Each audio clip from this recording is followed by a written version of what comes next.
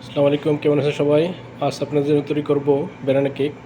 চলুন ব্যানানা কেকে কী কী লাগে আমি আপনাদেরকে দেখাই। এখানে বাটার রাখা আছে 4 কিলো, চিনি রাখা আছে 3 কেজি 800, ডিম আছে 100টা, কলা আছে 40 পিস, আটা আছে 4 কেজি, তারপর 100 গ্রাম দেবেন বেকিং পাউডার আর কিছু এসেন্স দিয়ে দেবেন। চলুন আপনারা আমার সাথে থাকুন।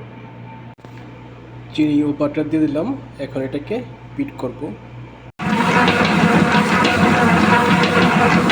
বাটার চিনি মিক্স হয়ে গেছে, এখন এখানে ডিম অ্যাড করতে হবে।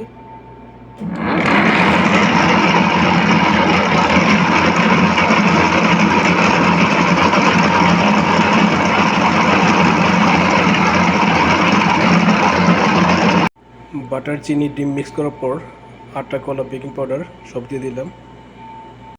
মিক্স হয়ে গেল সব কিছু একসাথে। এখন প্লে করে বেক করতে হবে। সবগুলো সেট করে ফেললাম প্লেতে। এখন 150 টেম্পারেচারে এটাকে বেক করতে হবে। ওভেনে রেখে দিলাম, প্রায় 25 মিনিট পরে কেকটা হয়ে যাবে।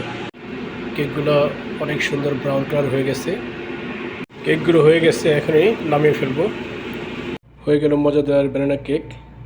ভিডিওটি ভালো লাগলে কাইন্ডলি শেয়ার করবেন। Thank you.